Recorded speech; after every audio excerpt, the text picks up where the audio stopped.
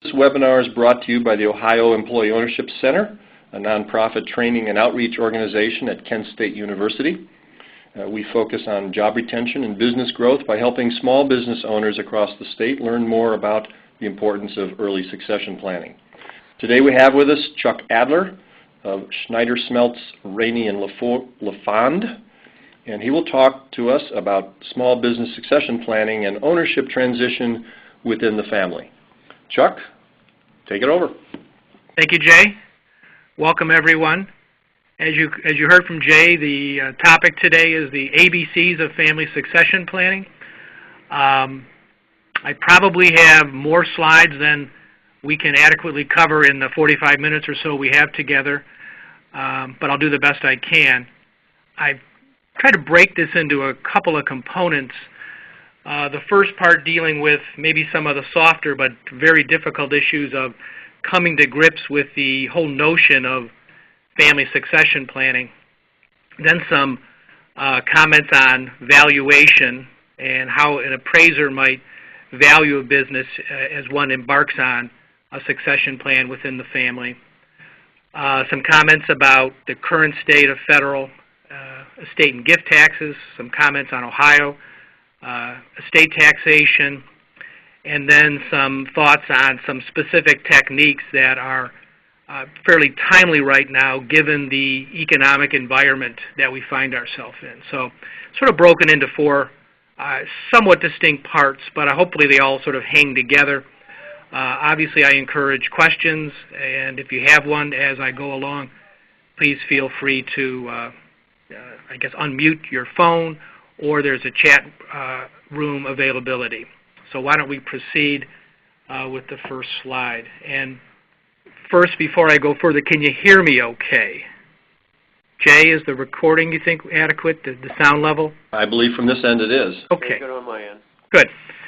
As I mentioned in sort of the preliminary remarks, this can be a very emotional topic for the founder of a business. Though I think the benefits of planning are fairly obvious, few plan, and even fewer, I think, plan very well. The whole topic, the notion of death and disability, is one that we don't like to spend a lot of time thinking about, and as well as maybe grappling with, not that you have to pick, but oftentimes there can be one or more children involved in a business, and finding the right person to serve as a successor to the founder of the business, can choose to be challenging. And like so many difficult issues that we face in our life, oftentimes we put them aside and don't always deal with them directly. And I think it's through educational programs like this that it helps a business owner, come to grips with some of these difficult issues, and it helps, I think the owner want to think about the issue and perhaps seek professional advice, because I think this is an area as a lawyer, it's very satisfying and gratifying as a professional to be able to help, family business owners with a sensible succession plan. It's fun work for us to do. The first slide talks about some of the common issues. Oftentimes, the success of the business is really wrapped up with the owner. The business is successful because of the owner. And oftentimes the owner is financially successful because the business has been successful. So those two things are intertwined and very important. And founders typically give their heart, soul, and sweat to the business, so there's a lot of emotional attachment. Not easy to let go. Again, I sort of mentioned the family dynamic. It's never easy when you have family members working within a business. When does the business life end, the family life begin? You have your 4th of July picnic. That's supposed to be a family event. Does work spill over to it? There's a lot of interesting dynamics with that.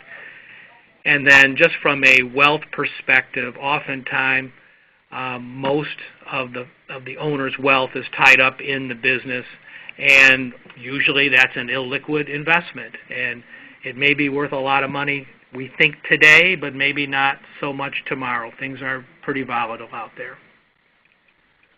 Some of the elements of an orderly transition, obviously, if we do it well, that's going to foster family harmony.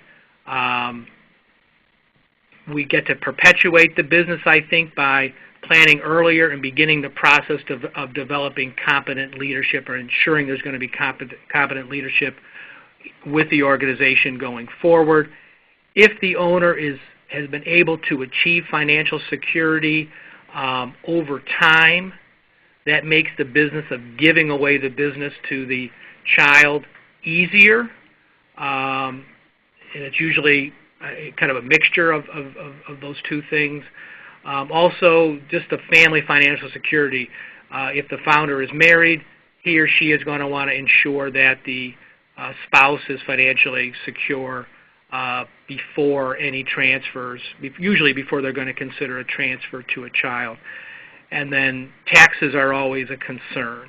And I'll talk, as I mentioned at the beginning, I'll talk more about taxes later, but there's been a change, I think, clearly a change within the last 10 years about the focus on taxation. And if we receive higher exemption amounts from Congress, as we think we will get, I think the landscape on taxation is going to change for most small business owners, with less of a focus on estate taxation and more of a focus on income taxation. The benefits of planning, I think, are pretty obvious. Whenever things are transitioned in a smooth, orderly method, that's got to be good. It's going to foster improved communication with the family, with employees, with customers and suppliers. It's not at all uncommon for the employees to be scratching their head wondering, if the founder is 75 years old and he's still working every day and still owns, the business. Gee, what happens if if the founder happens to have a heart attack or something? They worry about their financial security, and particularly in times like we have today. It shows a commitment to the future success of the company. It definitely is going to provide a better and happier work environment, promote financial security for employees and others, and also it's going to ensure customer loyalty because the customers want to be able to rely on the fact that the entity is going to be there tomorrow to continue to serve the customer. How do we prepare for transition? We start earlier rather than later if we can, so there's a time to develop competent management successors. We have a plan in place so that key employees are going to want to stay with us.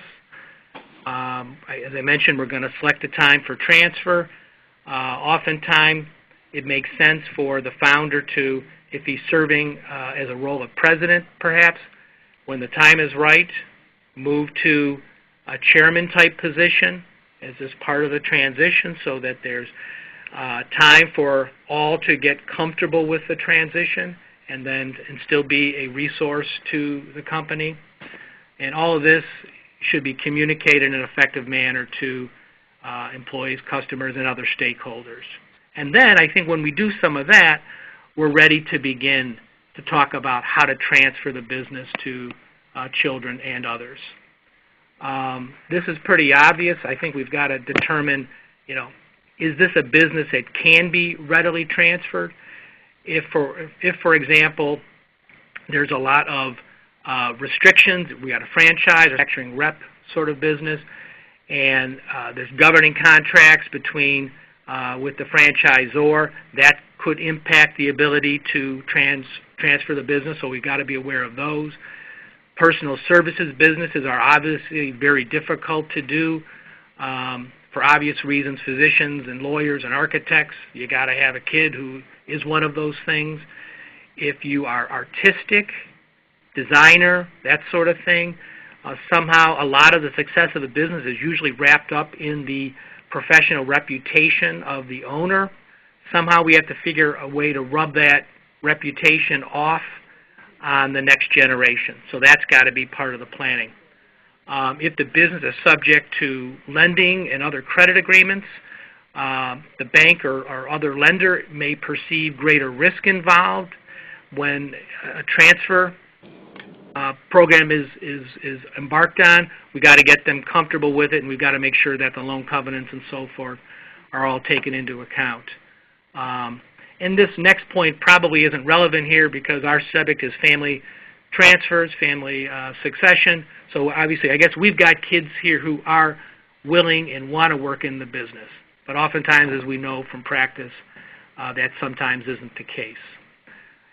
So that's sort of part one. Let's setting the stage of why a business owner should want to go down the road of succession planning.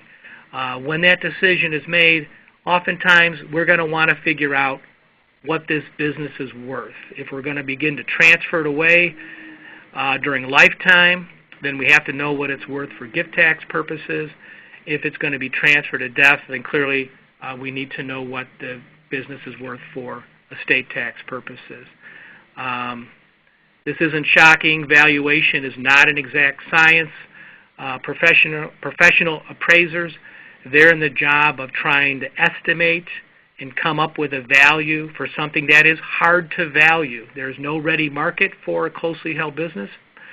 So what are they going to do? They're going to ask the business owner for lots of information so that they can attempt to value the business. So things like financial statements, auditor's reports, they're going to want to know how the company is organized, C Corp, S Corp, LLC, etc. They're going to want to know the company history. What do you make? Who do you serve? What are your markets? What's the history of management? What are your assets? What's the economy look like? Trends and that sort of thing. Have there been any past sales as evidence of value? Seasonal or cyclical factors? And of course, who is your competition? Three main approaches to valuation: cost or book approach, income approach, or the market approach. Cost is usually the least relevant, but that basically is looking at historical cost of assets and adjusting it for current liabilities. So we're not going to spend much time here. The income approach is much more relevant, and there's generally two different ways that appraisers will try to use income to arrive at value. So they're going to look at anticipated future earnings and try to come up with some sort of present value for those earnings.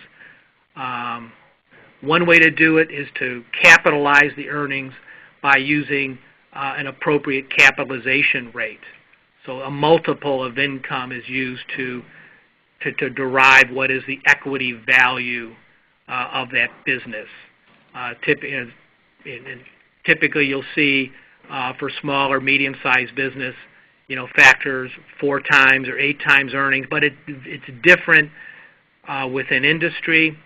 And if the industry is perceived to have a higher risk associated with it, or the entity has a higher risk associated with it, then a lower multiple will be used. So, for example, if the business derives most of its revenue or substantial amount of its revenue from a single customer, if that customer is lost or somehow goes away, obviously that business is at higher risk. That will be taken into account when assigning a multiple to it. The other method used for income approach is to discount earnings. So the equity is going to be valued by discounting the anticipated stream of income to a present value. Whichever approach is used or used in combination, the appraiser is going to adjust the earnings for things like bonuses, excessive salaries, other perks or benefits that might be paid from the business, any sort of one-time charges that wouldn't normally reoccur. They're going to look at that sort of thing to try to normalize earnings. So that's, in a nutshell, the income approach. The last approach that appraisers generally use is the market approach. And so what they're trying to do here is to look at other businesses and similar industries, see what they've sold for. And that's really sort of the direct sales comparison report. So they're going to try to find sales, recent sales of similar businesses, and then they will adjust that sale for differences. They'll try to find a company that's close to the subject company and then make adjustments for the differences between the subject company and the company that was recently sold. And this slide, I think, just basically goes into some of the adjustments that can be made to try to arrive at this market approach valuation. Generally speaking, there's really, when an appraiser is estimating, which is what they're doing, the value of the business, they will use more than one approach to the business, and they may weight them. They may look at all of them and say, we think the market approach is more appropriate in this case than the income approach, but they will generally look at different methods of valuing the business before arriving at an opinion. Once we know about the value... Chuck, could I interrupt for a sec? Please. Chuck, first of all, since we're kind of wrapping up a little talk about valuation, do either of you guys have any questions on the valuation side? Because it's been my experience that valuation is absolutely positively critical early in the succession planning process, and often an owner thinks he or she knows the value of the business, but they don't. Could you speak to any experience you might have, Chuck, with that situation where there's a reluctance on the part of the owner to even get a valuation because they think they know? That's one piece. The second part is, depending on the intent of the owner to sell outside or, in this case, inside, there may be incentives for that value to be higher or lower, probably for tax reasons. And could you speak to that a little bit on what an owner may or may not do to move that value up or down? Well, I think oftentimes, as we all know, business owners, I think, no one knows the business better than the founder of the business, and they believe that they have sort of an innate sense of what they believe the business is worth. In my experience, there's different kinds of owners. There's sort of the pie in the sky owner that believes it's worth more than probably what it truly is worth, but they know what they put into it. Then you do have other owners that are more practical and have a better sense of the market. Often I've seen a reluctance for valuation because it's not inexpensive to do. And I discourage business owners from getting a valuation until they've arrived to the point that they're ready to embark on a succession plan. Because otherwise, I think they're just spending money for a report that's going to sit on the shelf. So once they know that it's time to begin to think about this process, then that's the time, I think, to go out and interview several appraisers and find one that is an expert, if possible, in your industry, and one that you feel is competent, and one that you think is going to provide good value to the company. Now, in terms of the valuation itself, I'm going to talk about discounting and ways to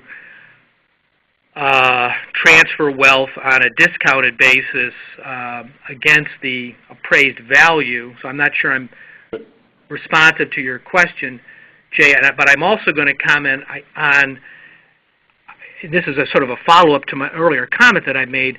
For most business owners, you're going to have a fairly successful and fairly valuable business and have a pretty good sense of your estate. For folks, they're going to need estates in the $7 to $10 million before lifetime transfers are going to become much more interesting. Because of step up in basis versus carryover basis for income tax purposes. I didn't say that well, but I'll say that better as we go along. Good, thanks. Is that responsive, Jay? That's good, thank you. Okay. So we valued the business, and we're going to now begin to embark on a process to transfer the business to family owners. So we need to understand some concepts, what a controlling interest is, what a minority interest is, and what the notion of lack of marketability is. A controlling interest is probably fairly obvious, but is more valuable than a minority interest, because if you own more than 51% of your company, you control the company. You can sell the company, right? If you're a minority owner, you can't do those things. So if a minority interest is being transferred, then an appraiser will take that into account and discount the value of that transfer, because what is being transferred to the donee, to the child, is worth less because the child cannot control the business. Furthermore, because a closely held business does not have a ready market, then the appraiser will also discount that transfer for lack of marketability. Because even though our owner can sell the business, it's not like selling it on the New York Stock Exchange when you're going to get your money in 3 days. You got to find a buyer, you got to come to terms with the buyer, you got to work out a payment arrangement and so forth. You have an illiquid business, so the appraiser will also discount a transfer for lack of marketability. And discounts for a lack of control and lack of marketability can be quite profound when one is embarking on a family transfer. And that brings us to the next subject, which is federal estate gift and Ohio estate taxation. We're in a very uncertain time as far as federal estate taxes. The current rules that we're working with here in 2009 provide for a $3.5 million exemption, which means that a single person can transfer at death up to $3.5 million without any tax. A married couple with a little bit of planning can transfer $7 million without any tax. Transfers above $3.5 million are taxed at a flat rate of 45%, so clearly it's a tax to be avoided if we can do it. The marital deduction provides a method to defer taxation to the surviving spouse. It can create its own set of issues for a small business owner, but it does provide a good way to defer taxation. And here's the rub. I'm the master of understatement. There is considerable uncertainty over federal estate tax after 2009. Under current law, the estate tax goes away for a year in 2010 and then comes back in 2011 at $1 million. Most people don't think we're going to get to a permanent repeal or to a one-year repeal in 2010, and there are a number of proposals in Congress, and there's also some proposals from the administration regarding what the future of the estate tax is. Most people think we're going to continue to have an estate tax, and given the way the government is spending money, I would guess most in the audience would probably agree with that statement. But it also looks like we may get fairly high exemptions. Of the 4 bills introduced in Congress, the lowest proposed exemption is $2 million. There's 2 at $3.5 million, and there's 1 at $5 million. And one interesting notion that has been introduced in 3 out of the 4 bills is this notion of portability. And by portability, I mean the exemption that is given. So let's say they finalize a $3.5 million exemption, and husband dies first, and he uses $1 million of his exemption in his estate plan. The $2.5 million of exemption that formerly would have been quote-unquote wasted will now pass as portable and will go and be inherited, in a sense, by the surviving spouse. So he or she, the surviving spouse, will now have $5 million exemption. $3.5 million that the survivor has on his or her own, plus the $1.5 million that came over, or $2.5 million in this case, from the first to die. So they'd have, my math isn't so good, $6 million of exemption. You would still get the full $7 million for a married couple. So that's a new wrinkle that we haven't had before as planners, but it's very good for taxpayers.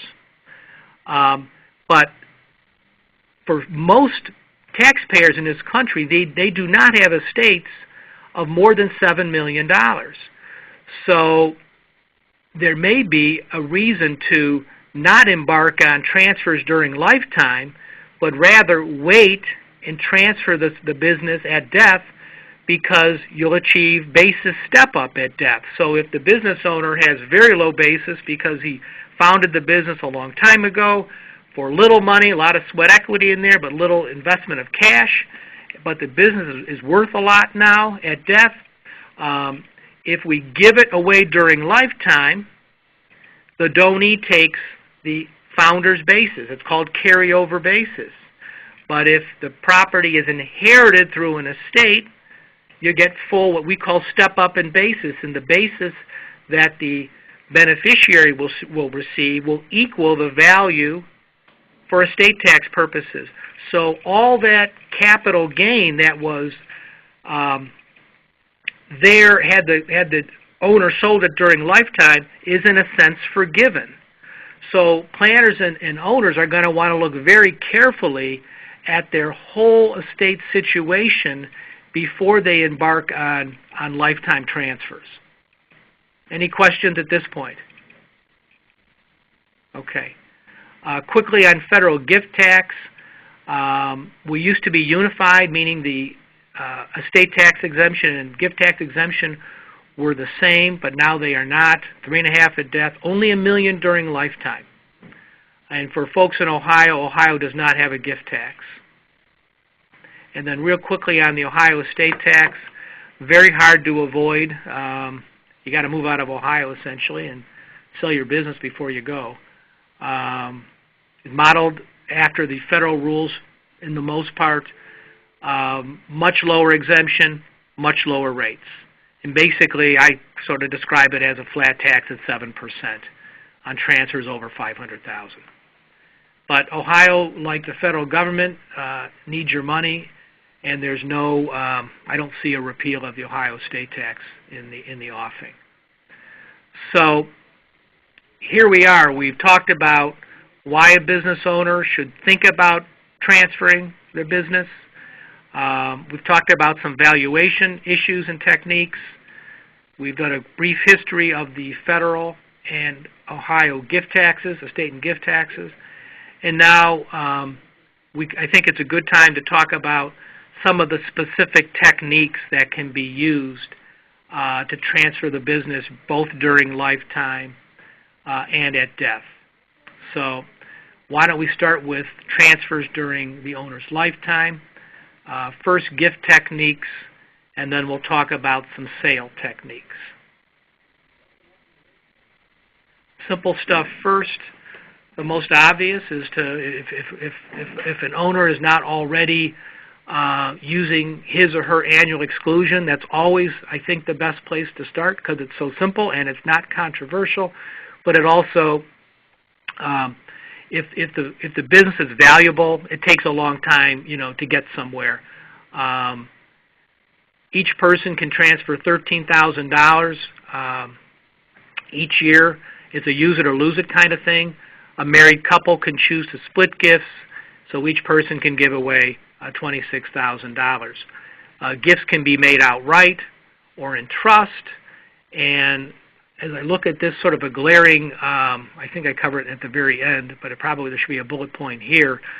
Whenever a business owner gives up a share of his or her company stock or membership interest in their LLC, we want to make sure that that transfer is subject to a buy-sell agreement, so that the person that you're giving, even if it's to a family member, that there is a shareholder agreement in place that will govern and restrict who that minority owner can sell or give that property to. Kind of more interesting stuff, a grantor retained annuity trust, oftentimes referred to as a GRAT, and it's all there in the title.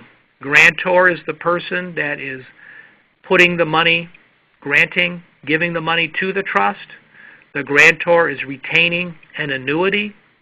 So that a lot there is in the title of this kind of trust.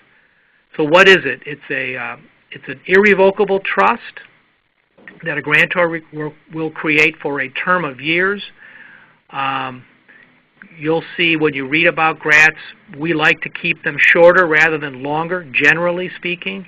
So a 2 or 3 usually most appropriate. The grantor would transfer the company stock to the GRAT. The grantor is going to retain an annuity payment. And oftentimes the grantor is going to try to what we call zero out the GRAT, meaning the annuity will be so large, the grantor is going to get all of his or her contribution back. And we'll talk about this a little bit more. So we're going to try to zero out the GRAT or create a very small gift. Zeroed out GRATs are somewhat controversial, so oftentimes planners will want to have some remainder interest that will pass irrespective, so $100, $1,000, a $10,000 remainder interest going in. But in a sense, the grantor is going to get most of his or her property back. The annuity may be paid in kind, so the grantor can get company stock back when the annuity is due. It has to be valued at that point, so we're going to need our friendly appraiser again. If the GRAT is successful, there will be property, there will be shares of the company stock remaining in the trust at the end of the 2 or 3 year term. And then that stock will either be given outright to the child or remaining in trust at the end of the term. And someone has raised their hand, I see. Chuck, I think we do have a question. Okay. Mel, is that you? It's Mel, I did.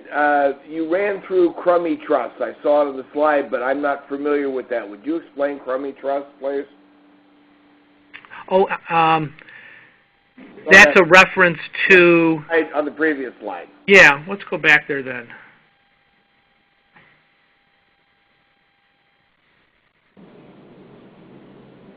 Crummy trusts are oftentimes thought of in terms of a life insurance trust, whereby a person will transfer cash into an irrevocable trust, and then the cash is used to buy life insurance. But it's not restricted to that use. Crummy refers to a case, Crummy versus Commissioner, and a very clever lawyer and taxpayer. Gifts in trust do not qualify for what we call a present interest gift, so meaning they don't qualify for that $13,000 annual exclusion. You only get that annual exclusion for a present interest gift. So that means me writing a check for $13,000 and giving it to my daughter. She takes the check and says, "Dad, thank you very much." She can take that money, put it in the bank, and go spend it. Present interest gift. If I take that same $13,000 and give it to a trust for the benefit of my daughter, she can't put her hands on that $13,000. That's not a present interest gift. That doesn't qualify for the $13,000 annual exclusion. So it's taxable then at that point? Not taxable, but it'll be a taxable gift. Okay. So Mr. Crummy said, there's got to be a way around this. And the way around that is to allow my daughter, give her a 30-day window, 60-day window, a period of time to be able to go into that trust, tell the trustee, aha, I saw Dad made a $13,000 gift to my trust. You gave me a letter saying I have 30 days to take that money out, a right of withdrawal. And the fact that she has a right of withdrawal should qualify that gift for the annual exclusion. So you could use that same concept if you're transferring a share of stock, of company stock, to a trust, and let's say that one share is worth $13,000, conveniently worth $13,000. Business owner can put a share of stock into the trust. Trustee can write the child and say, Dad has made a transfer. You have 30 days to withdraw that property from the trust, and that will qualify that gift of company stock as for a present interest, and will mean that that $13,000 annual exclusion will work. Okay, thank you. Is that okay? Okay.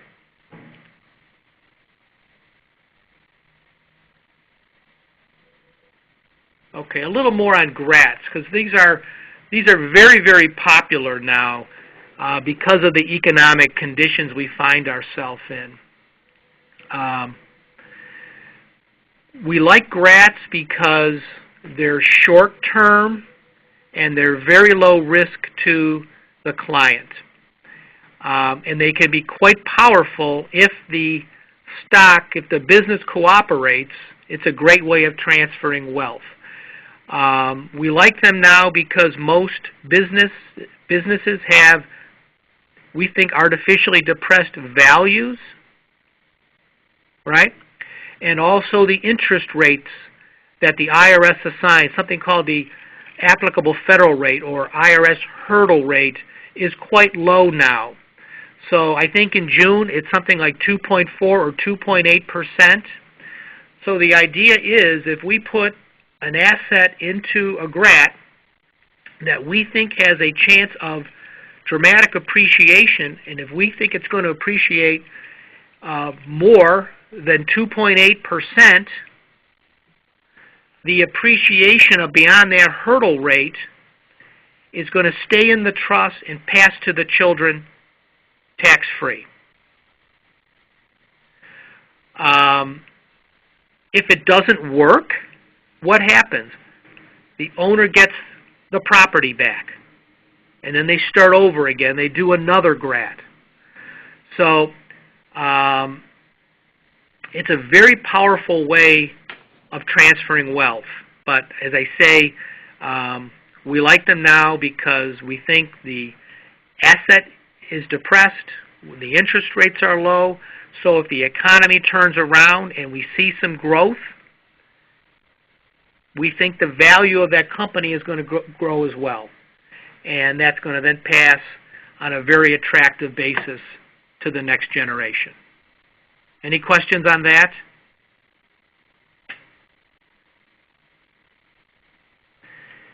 Another method that's very popular is to sell shares of the company stock to a so-called intentionally defective grantor trust. And a lot of times planners, Jay, I'm going to get fancy here. Give it a shot. There we go. We don't like, we don't want clients to think that the trust itself is bad in some way by that word defective. It's defective from an income tax point of view, and there's a very good reason for that. And this, in a nutshell, it's very similar to a GRAT in some of the ways it works, but in other ways it's a little bit different. Again, we need an irrevocable trust. To make this transaction work, the founder will then have to give cash. So they have to remember the GRAT, we zeroed it out. There was no gift for gift tax purposes.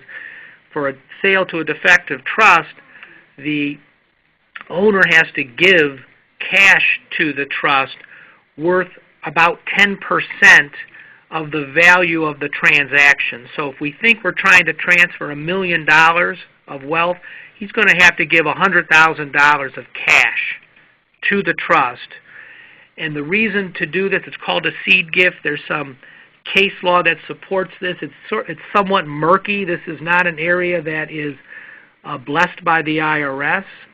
but there's case law out there that says if you give 10% of a seed gift to the trust, that provides sufficient economic substance to the trust so that the trust is then in a position to be a lender. Because the next thing that the trust is going to do, that the donor is going to do, is sell. So we're going to get our shares valued, and he's going to sell shares of stock to the trustee of this irrevocable trust, and in exchange, he's going to get back a note. Now, I should mention, this is really only an ideal transaction for an S corporation that is throwing off sufficient cash flow to support the note obligation. Okay?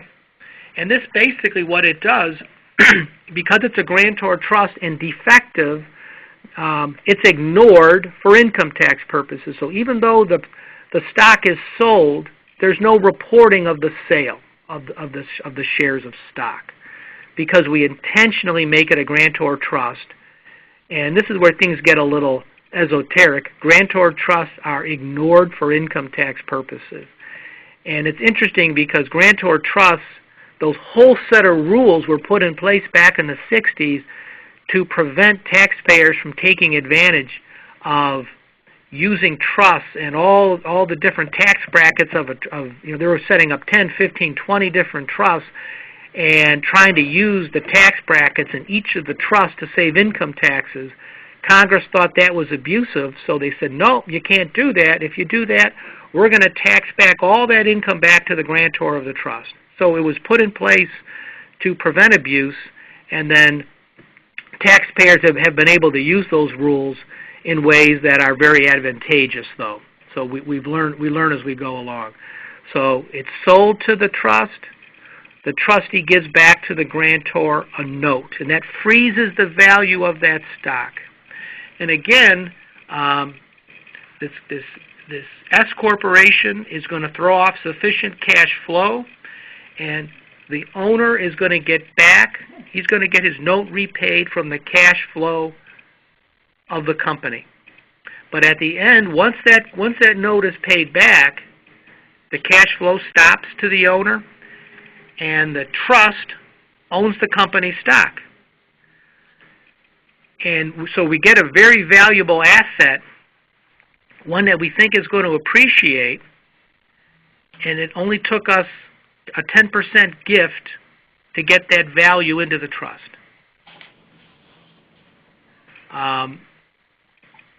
It's also, as I mentioned at the bottom, because it's a sale and not a gift, it's ideal for generation skip transfers. So if you're looking to write the trust agreement in such a way as to, say, hold the property in trust for a child in the business for that generation and then down to the succeeding generation, it's a very effective way of keeping that company stock out of the estate of the child and future generations.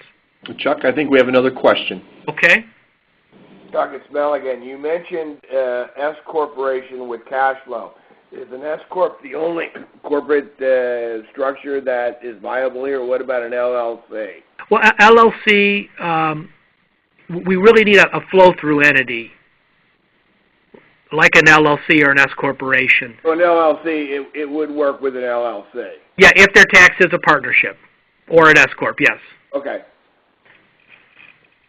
So that's something I think that if you read, the Wall Street Journal or Forbes or Fortune, you'll see sales to defective trusts mentioned as a very effective way of transferring wealth to family members.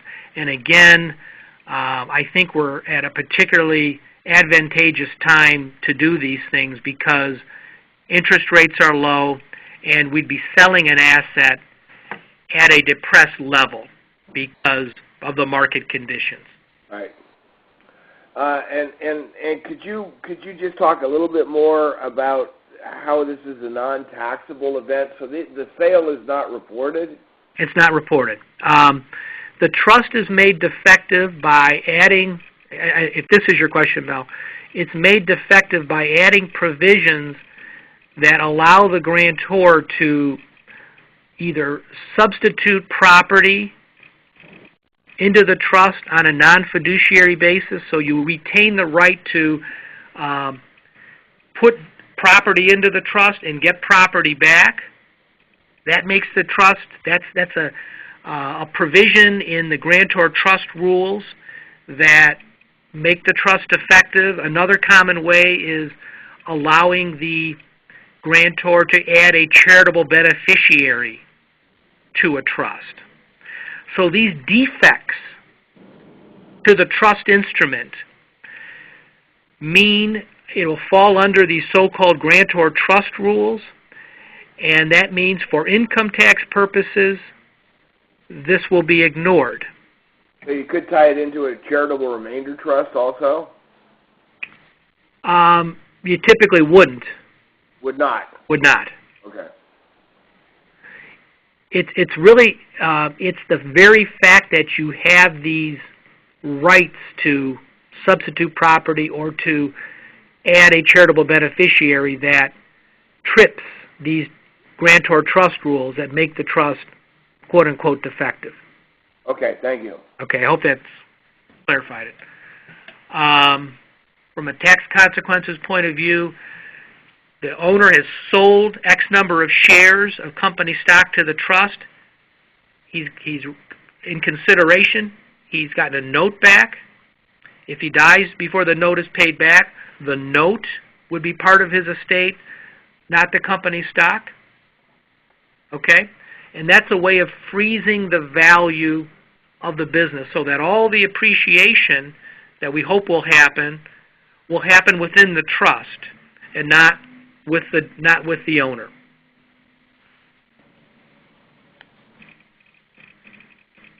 But that note, there's no step up in basis on that. No, I mean, well, I guess. No. I mean, there's no step up in basis.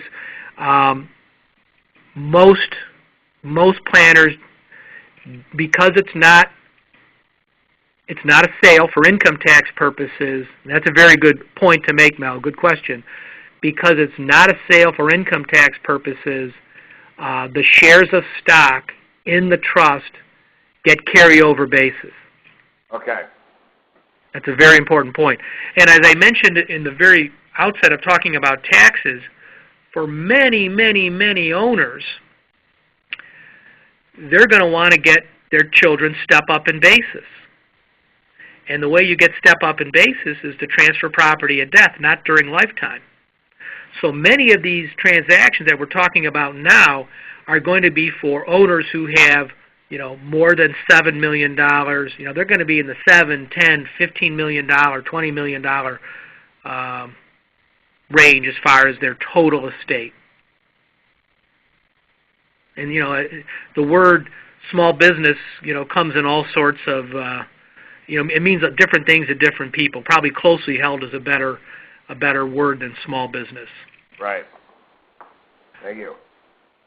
For the next slide simply refers to a sale, not a defective sale as we talked about before, but a straightforward installment sale for an owner that wants to transfer the stock to a child, but needs to receive back consideration, for retirement purposes and so forth. They can choose to sell the business, and of course that's going to be, if they get a note in return that's payable over more than 1 year, that's what we call an installment sale. The seller can elect to recognize the gain in 1 year if they so chose, and there might be good income and or estate planning reasons to do so. You recognize the sale in 1 year, pay the capital gain in 1 year, you get it out, you get that money out of your estate that much sooner. But you're also paying on, quote unquote phantom income because you haven't received the cash yet. So probably more commonly, people elect to recognize it on an installment basis and pay the capital gain as they receive note payments. Sometimes we'll talk to clients about considering so-called self-canceling installment notes or skins. I think these are You read about these more than they are commonly done, and I'll explain why. They're I think, very unique situations where a skin is very attractive. What happens here is a seller, he sells the business just like before. He gets a note back just like before. But the note has a different provision that says if he dies before he's fully repaid, the balance of the note is forgiven at death. It's canceled. So because of that, we need to either increase the price, the sales price, or increase the interest rate on the note to take into account that risk factor. But without sounding too ghoulish, if a owner had a sense that he might not outlive the note term, and you can't make the note, if someone is 75 years old, you can't make a 30-year note term. It's got to be something that should be within, a person's life expectancy. But if the owner had a sense that he might not outlive the note term, obviously this could be a pretty powerful way of transferring wealth, because the balance of the note is forgiven and basically goes away for estate tax purposes. So, kind of limited utility because you need sort of very specific facts to make it work. Another question? Could you go back one slide again? Sure. And elaborate more on the risk premium? Well, this is where an appraiser is going to come into play a little bit, but commonly you might see that the interest rate or the purchase price is going to be increased by some factor, maybe 20%, to take into account the mortality, the fact that the holder of the note might die before the term. So it's going to depend upon, how long the note is and that sort of thing. All right, so it could be handled. It could be handled in the interest rate issue rather than messing with the value. Yes. Okay. Thanks. Okay. Tax point of view, during the lifetime of the owner, while he holds the note, it's treated, like an installment sale.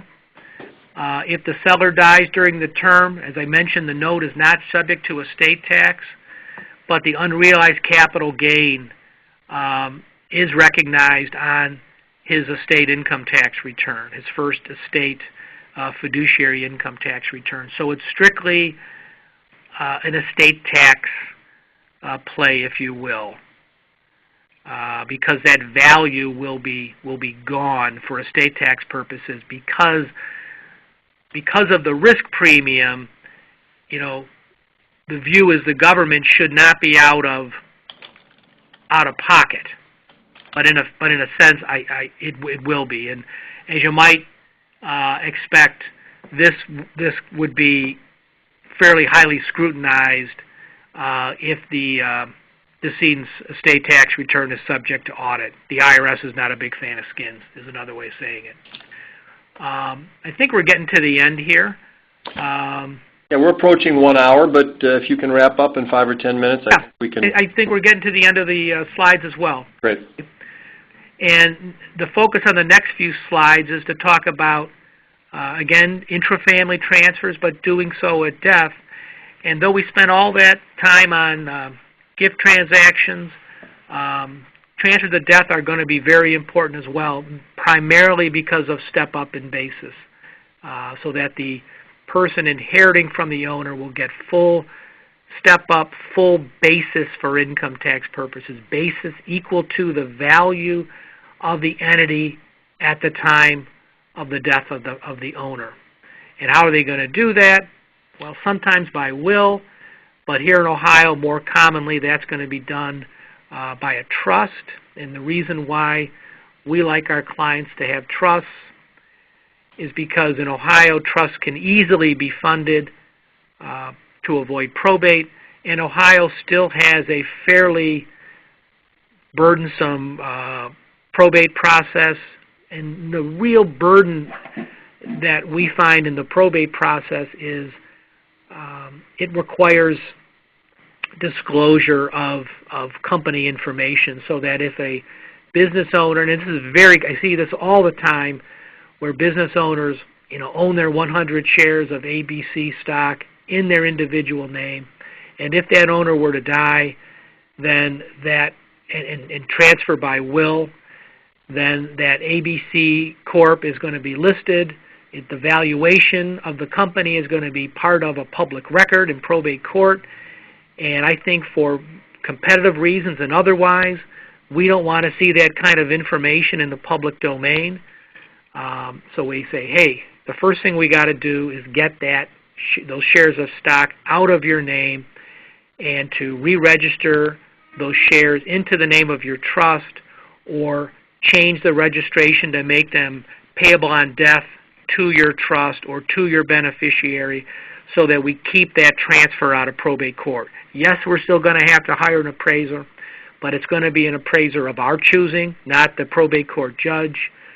And we're going to keep that information about the company and its financial records and so forth out of the public domain. It's a no-brainer, but you'd be surprised how often we as lawyers see the business owner owning shares in his or her own name. We talked about transfers at death to spouse. Great way to defer taxation.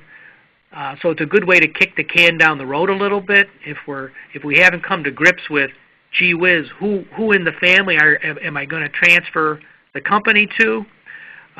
You can't kick the can down to the spouse and kick the estate taxation down there as well. But eventually, we haven't come to grips with the family succession planning, so it's probably not a good plan. Should the surviving spouse then be in control of the business? If not the surviving spouse, who should be trustee of the trust? Is this the kind of planning that's going to inspire confidence in, employees, suppliers, customers, etc.? Probably not. So I mention it as probably the kind of planning that we should avoid. And this is where things get hard. We talk about transferring at death or during lifetime to children.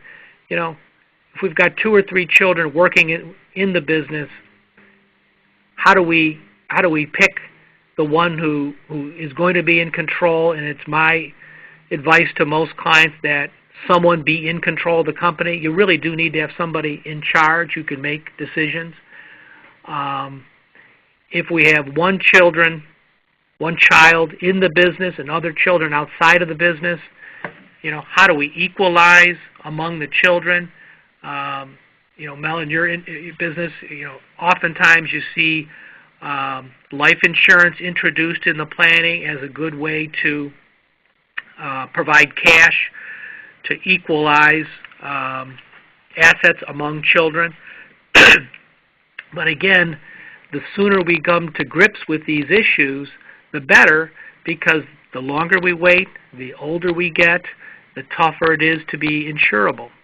And that oftentimes can be a real issue. Is the person still insurable?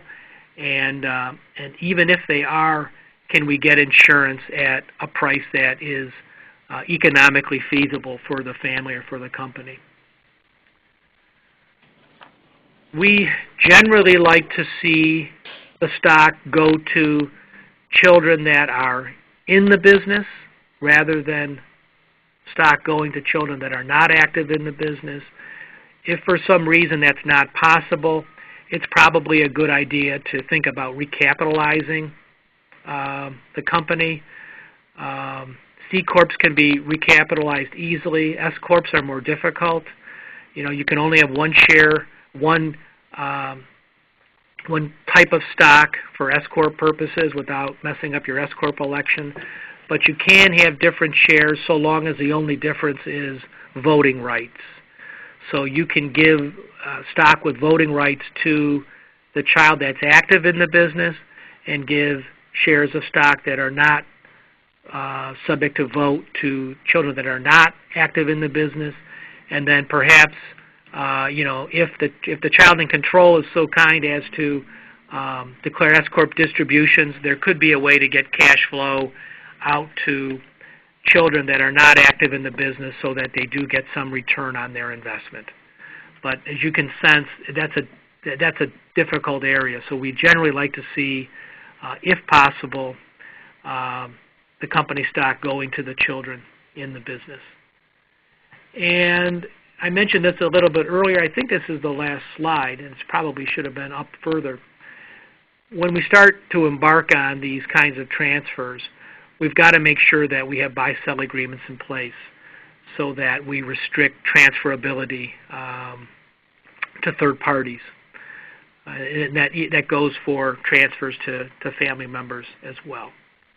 If a child should, if we give a share of stock to a child and that child is active in the business, that child goes through a divorce, we're going to have a fight over the valuation of that stock, and we like to think about that beforehand so that we've got some cards to play when that time comes. So that's all I have. Well, thank you, Chuck. A lot of great information packed into 1 hour, that's for sure. Any further questions or comments? Well, I want to thank you all for attending. Please don't hesitate to contact Chuck or the OEOC. You can reach the OEOC through our website, which is brand new. As you know, we will archive this session for future viewing, so please see our website for access to other webinars and podcasts. And just a note, this webinar concludes a series of webinars for the spring, and we plan to schedule another series in the fall, so watch our website for these and other events. Another note, you will receive an email feedback form at the close of this session, so please fill that out, give us input so we can provide future subjects that you need and improve our presentations. So at this time, we'll end the webinar if there are no further questions. I want to thank you very much. You're welcome. Thanks for inviting me. Thanks, Chuck. You've done for us. Thank you. Please stand by.